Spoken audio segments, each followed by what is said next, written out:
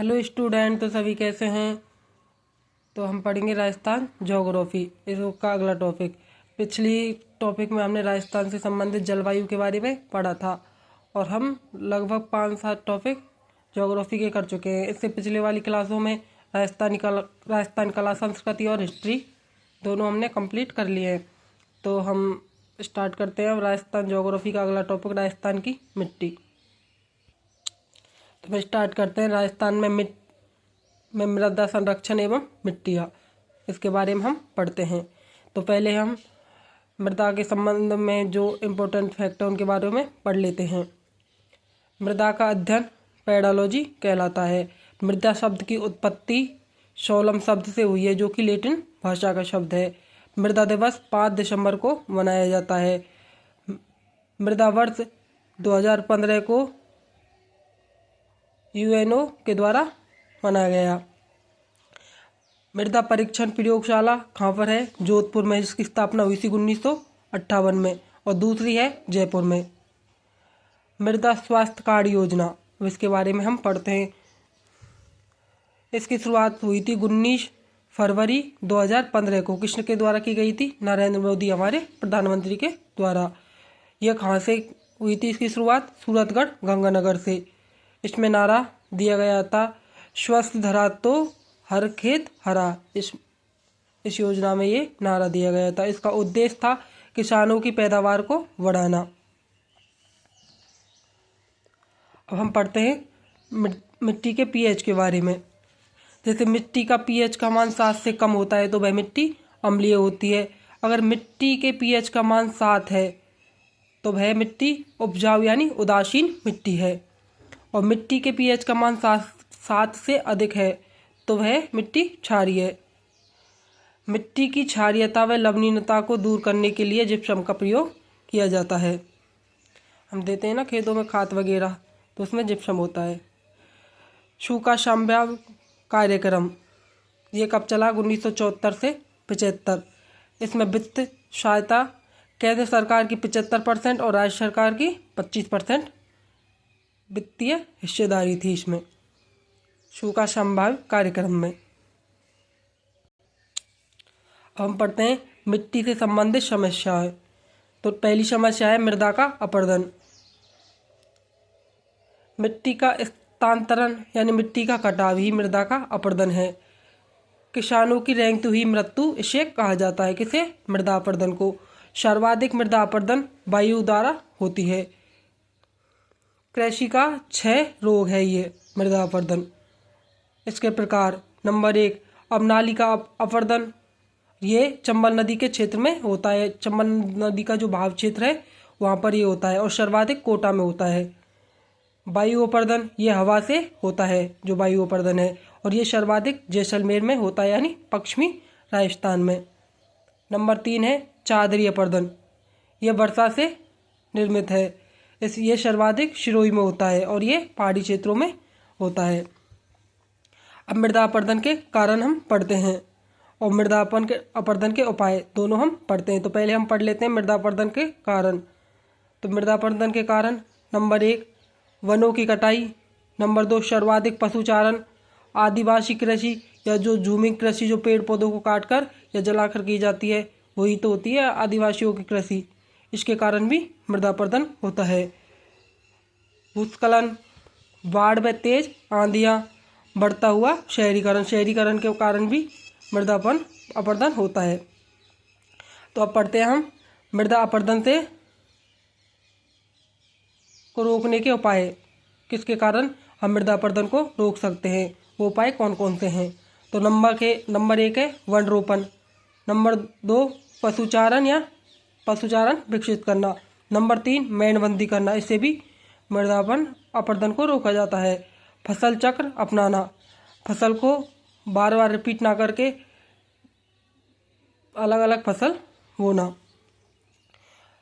पशु चराई को नियंत्रित करना, ये मृदा अपरदन को रोकने के उपाय हैं। तो हमने मृदा अपरदन के कारण और उनसे संबंध रोकने के उपाय पढ़े हैं। अब पढ़ते हैं हम सैम समस्या। सैम समस्या क्या है? सर्वाधिक जल भराव या जल मग्नता के कारण भूमि के अंदर वाली लवणता भूमि की ऊपरी भाग पर आ जाती है। इसे ही हम स्वयं समस्या कहते हैं। जब पानी भरा रह जाता है तो वहाँ पर जो पानी के अंदर की जमीन के अंदर की लवणता है वो पानी से ऊपर आ जाती है और वो मिट्टी या भूमि खराब हो जाती है। यह सर्वाधिक नहरी क्षेत्र में होता है। इसमें चर्चित गांव है बड़ोपल हनुमानगढ़। इसके उपचार के लिए जिप्सम का उपयोग करते हैं। अब पढ़ते हैं हम मरुस्थल का प्रसार। यह भी मृदा अपरदन का कारण है। पश्चिमी क्षेत्र से पूर्व की ओर, यानी जो मरुस्थल का प्रसार है वो धीरे धीरे पश्चिम से पूर्व की ओर हो रहा है। इसे रोकने का उपाय है वन रोपण। अत्यधिक हमें पेड़ पौधे और वृक्षारोपण करना चाहिए जिससे मरुस्थल के प्रसार को रोका जा सके। मरु विकास कार्यक्रम ये कब चलाया गया था? 1977 से 78 ईस्वी में। इसमें वित्तीय पोषित अनुपात है, यानी 75% हिस्सा केंद्र सरकार का और 25% राज्य सरकार का इसमें वित्तीय अनुपात है। अब पढ़ते हैं मिट्टियों का वर्गीकरण। भारतीय कृषि अनुसंधान परिषद के अनुसार 8 प्रकार मिट्टियों का वर्गीकरण 8 प्रकार से किया गया है। आधुनिक मिट्टी का वर्गीकरण 5 प्रकार से किया गया है और कृषि विभाग के अनुसार ये 14 प्रकार का से किया गया है। तो इनके बारे में हम एक एक करके पढ़ते हैं। तो हम पढ़ते हैं मिट्टी का आधुनिक, नवीनतम व वैज्ञानिक वर्गीकरण, और यहाँ से ही लगभग क्वेश्चन पूछे जाते हैं। तो यह अमेरिका वैज्ञानिक के द्वारा 1991 में दिया गया और इसके 5 प्रकार बताए थे। इसमें मिट्टी कितने प्रकार की है, जलवायु यहाँ पर कैसी पाई जाती है और ये कौन से क्षेत्र में इसका विस्तार है। तो ऐसे पढ़ते हैं हम। जैसे एंटीसॉल्व मृदा, यह शुष्क जलवायु में पाई जाती है और ये पश्चिमी मरुस्थल में क्षेत्र में इसका विस्तार है। नंबर 2 है एरिडीसॉल्व, यह अर्ध शुष्क मरुस्थल में पाई जाती है और राजस्थान का वांगड़ या अर्ध शुष्क मरुस्थलीय प्रदेश है। ये भी राजस्थान के पश्चिमी भाग में पाई जाती है। अगला है इंसेप्टिसॉल्व, यह अर्ध शुष्क व उपाद्र जलवायु यहाँ पर पाई जाती है और यह दक्षिणी अरावली में पाई जाती है। अगला है एल्पिसॉल्व, यह आर्द्र व उपाद्र प्रकार की जलवायु यहाँ पाई जाती है और यह पूर्वी राजस्थान में वाले क्षेत्र में इसका विस्तार है। अगला है वर्टिसॉल्व, यह अति आर्द्र व आर्द्र प्रदेश में जो जलवायु होती है वहाँ पर यह पाई जाती है मिट्टी, और इसका विस्तार हाड़ौती के पठार में और दक्षिणी पूर्वी पठारी प्रदेश में इसका विस्तार है। जैसे हम डायग्राम से देखते हैं अभी। जैसे एंटीसॉल्व ये पश्चिमी राजस्थान में, एरिडीसॉल्व यहाँ पर पाई जाती है, एल्पिसॉल्व ये पूर्वी राजस्थान में पाई जाती है और इंसेप्टिसॉल्व ये पश्चिमी और दक्षिणी प्रदेश में पाई जाती है और वर्टिसॉल्व ये दक्षिण में पाई जाती है। इस प्रकार की मृदा। अब पढ़ते हैं हम भारतीय कृषि अनुसंधान परिषद 1929 में इसकी स्थापना हुई थी और इसने मिट्टियों का वर्गीकरण 8 प्रकार से किया था। तो हम एक एक करके इसके बारे में पढ़ते हैं। जैसे नंबर 1 रेतीली मिट्टी, इसका अन्य नाम है बलुई मिट्टी, वालू मृदा, प्यासी मिट्टी। इसका विस्तार है मरुस्थलीय प्रदेश में। इसका निर्माण तैतीस सागर के अवशेष से हुआ है और इसकी विशेषता कौन कौन सी है? राज्य में सर्वाधिक विस्तार रेतीली मिट्टी का ही है। सर्वाधिक मोटा कण इस मिट्टी में पाया जाता है और कैल्शियम की अधिकता इस मिट्टी में पाई जाती है रेतीली मिट्टी में, और नाइट्रोजन व कार्बनिक पदार्थों की कमी इसमें पाई जाती है जिसके कारण उपजाऊपन इसमें कम होता है। रेतीली मिट्टी के भाग नंबर 1 है रेतीली लाल रेतीली मिट्टी।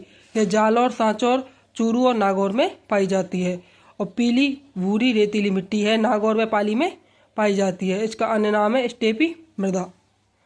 पर्वतीय मिट्टी, अगला प्रकार पढ़ते हैं हम। नंबर 2 पर्वतीय मिट्टी, इसका अन्य नाम है लिथोसॉल्व मिट्टी।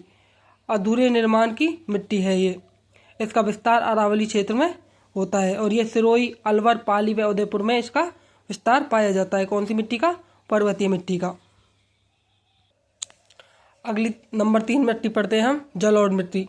इसका अन्य नाम है कछारी मिट्टी, दोमट मिट्टी, कांप मिट्टी, डेल्टाई मिट्टी।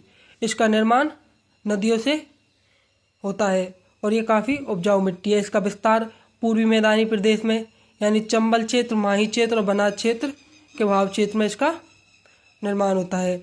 यह जयपुर, टोंक, दौसा में सवाई माधोपुर में इस मिट्टी का विस्तार है। यह सर्वाधिक उपजाऊ मिट्टी है। इसमें नाइट्रोजन में पोटाश की अधिकता पाई जाती है। कौन सी? जलोढ़ मिट्टी में। कैल्शियम में फास्फेट की इसमें कमी पाई जाती है। कैल्शियम और फास्फेट ऐसे तत्व हैं जो मिट्टी की उपजाऊपन को कम करते हैं। नदियों से निर्मित पुरानी जलोढ़ और नवीनतम जलोढ़। पुरानी जलोढ़ को मतलब वागर कहते हैं और नवीनतम जलोढ़ को खादर कहते हैं। ये काफ़ी बार क्वेश्चन यहाँ से पूछे जाते हैं कि प्राचीन जलोढ़ और नवीनतम जलोढ़। नवीनतम जलोढ़ को खादर और प्राचीन जलोढ़ को वागर कहा जाता है। अगली पढ़ते हैं हम मध्यम काली मिट्टी नंबर 4। इसका अन्य नाम है काली मृदा या रेगुर मृदा। यह स्वतः जुताई वाली मृदा है। इसमें यह गुण पाया जाता है। इसका निर्माण ज्वालामुखी से निर्मित है। इसका विस्तार हाड़ौती के क्षेत्र यानी कोटा संभाग और दक्षिणी पूर्वी राजस्थान में इसका विस्तार पाया जाता है। यह कपास के लिए उपयोगी है, इसलिए इसे कपासीय मिट्टी भी कहा जाता है। इसकी विशेषता है कि ये कम सिंचाई की इसमें आवश्यकता होती है यानी कम जल की इसमें आवश्यकता होती है। मिट्टी में दरारें पड़ जाती हैं, मिट्टी जैसे सूख जाती है इसमें दरारें पड़ जाती हैं स्वतः ही। पोटास की अधिकता पाई जाती है। इसमें जो पोटास तत्व है उसकी अधिकता पाई जाती है, जिससे इसमें उपजाऊपन पाया जाता है। क्योंकि नाइट्रोजन और पोटास तत्व की जिसमें अधिकता पाई जाती है वो मिट्टी उपजाऊ होती है। अगली मिट्टी पढ़ते हैं हम लाल लोमी मिट्टी। इसका अन्य नाम है रेड लोम या लाल चिकनी मिट्टी। इसका निर्माण कार्यांतिक चट्टानों से होता है। इसका विस्तार दक्षिणी राजस्थान में है। कौन सी मिट्टी का? लाल लोमी मिट्टी का। इसकी विशेषता है कि यह मक्का के लिए उपयोगी है। लोहे तत्व व पोटाश की अधिकता इसमें पाई जाती है यानी आयरन और पोटाश की इसमें अधिकता पाई जाती है। नाइट्रोजन व कैल्शियम की इसमें कमी पाई जाती है इस मिट्टी में। अगली बढ़ते हैं लवणीय मिट्टी। इसका अन्य नाम है क्षारीय मृदा या रेह या कल्लर मृदा और इसे चौपैन मिट्टी भी कहते हैं। इसका निर्माण नहरी क्षेत्र यानी खारे पानी की झीलों से होता है लवणीय मिट्टी का। इसका विस्तार है श्री गंगानगर, हनुमानगढ़, नागौर, बाड़मेर व बीकानेर में इसका विस्तार है। इसकी विशेषता यह है कि यह अनुपजाऊ मिट्टी है। जो लवणीय मिट्टी है वो अनुपजाऊ मिट्टी है। क्षारीय व लवणता की मात्रा इसमें अधिक होती है। इसके उपचार के लिए जिप्सम का प्रयोग किया जाता है। अगला नंबर 7, यह भूरी व रेतीली मिट्टी। इसका अन्य नाम है दूसर मिट्टी, सरोजम मिट्टी, ग्रे पेंटेड मिट्टी इसका अन्य नाम है। इसका विस्तार अरावली के पश्चिमी भाग में इसका विस्तार पाया जाता है भूरी व रेतीली मिट्टी का। इसकी विशेषता है कि फास्फेट तत्व की अधिकता इसमें पाई जाती है। अब पढ़ते हैं नंबर लास्ट और अगला नंबर 8 और ये लास्ट मिश्रित लाल काली मिट्टी। इसका निर्माण कार्यांतिक बेसाल्ट चट्टानों से होता है। इसका विस्तार प्रतापगढ़, चित्तौड़गढ़, भीलवाड़ा व डूंगरपुर में इसका विस्तार पाया जाता है। इसमें फसलें अफीम, कपास व मक्का की फसलों का इसमें उत्पादन किया जाता है इस लाल काली मिट्टी में। लाल पीली मिट्टी यह सवाई माधोपुर, भीलवाड़ा, अजमेर, टोंक में इसका विस्तार है और यह मूंगफली के लिए सर्वाधिक उपयोगी है। इसमें नाइट्रोजन की कमी पाई जाती है। अब हम लास्ट टॉपिक पढ़ते हैं हमारा कृषि विभाग के अनुसार मिट्टी का वर्गीकरण। इसने 14 प्रकार का वर्गीकरण दिया है कृषि विभाग के अनुसार। तो पढ़ते हैं नंबर 1 और ये इम्पोर्टेंट भी है, यहाँ से आजकल क्वेश्चन पूछे जाने लगे हैं। तो नंबर 1 रेवरिना मृदा, यह गंगानगर में पाई जाती है। साई रोजेक्स मृदा, यह भी गंगानगर में पाई जाती है। नंबर 3 है कैल्सी ब्राउन मृदा, यह है जैसलमेर व बीकानेर क्षेत्र में पाई जाती है। जिप्सीफेरम मृदा, यह कहाँ पाई जाती है? बीकानेर में। पर्वतीय मृदा, यह उदयपुर व कोटा में पाई जाती है। नवीन भूरी मृदा, यह अजमेर, भीलवाड़ा व शाहपुर में यह पाई जाती है। पीली भूरी मृदा, यह नागौर, पाली व सवाई माधोपुर और टोंक में इसका विस्तार है। ग्रे ब्राउन जलोढ़ मृदा, यह कहाँ पाई जाती है? जालौर, पाली, अजमेर, नागौर में इसका विस्तार है। अगला नंबर 13,